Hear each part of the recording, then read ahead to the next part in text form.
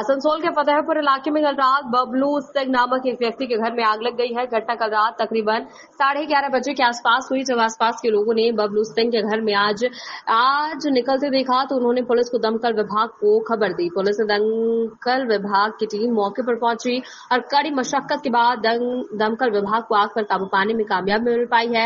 पड़ोसियों का कहना है कि इस घर में 4 लोग रहते थे, जिनमें से एक दुर्गापुर के हॉस्पिटल में रहते हैं।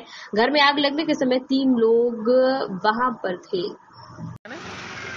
কালকে আমি ছিলাম না এখানে, দুর্গাপুর ছিলাম। কালকে রাতে 11:30 পৌনে 12টার সময় আমাকে ফোন করেছেন যে আপনার পাশের বাবলু সিংয়ের ঘরে আগুন লেগে গেছে।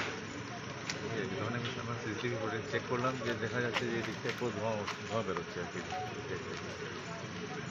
আমি তো কিছু করতে পারলাম না, আমি 2টার সময় বেরোতে চেয়েছিলাম, আমার আঙ্কেল বললেন এখন বেরোতে হবে না, সকালে এসেছি।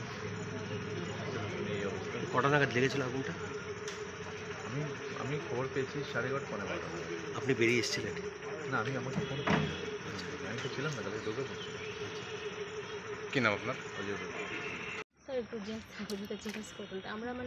আপনি তো আশেপাশে থাকেন, তো কিছু তো খবর পেয়েছিলেন? বলে দিন যেটা আমাকে বলছিলেন। আবার ওই রাত্রে 11:30টার সময় এরকম আমরা খবর পেয়েছি ঘরে আগুন লেগেছে বলে, তো এসে সবাই গ্রিলটা ভেঙে ওনাদের বার করা হয়েছে।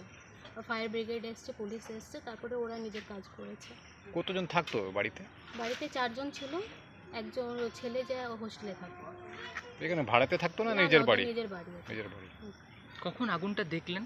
আগুনটা আমরা ওই 11:40 আমরা এসে দেখি। কি নাম কিছু পাওয়া গেছে? কে থাকতো এখানে? বাবলু সিং। কি নাম আপনার? আমার অঞ্জলি সদাসিং। দেখলাম ওই 11:40 নাগাদ সব এখানে ভিড়, হঠাৎ তো এসেছিলাম, দেখি পুরো আগুন জ্বলছিল। তারপরে ফায়ার ব্রিগেডে খবর দেওয়া হয়েছিল, তারা এসে তাদের মতন কাজ করেছে। আর তার আগে আমাদের এই সোসাইটি আছে যারা জেন্টসরা, ওরা দরজা ভেঙে, 2টো দরজা ভেঙে, মানে শিল্পীদি যিনি আছেন, যিনি অ্যাডমিট আছেন, ওনাকে বার করেছিলেন। বাস তারপরে এখন হসপিটালে, এখন পুলিশ আসবে, তারপরে জানা যাবে কী হবে না। কি নাম আপনার? পল্লবী।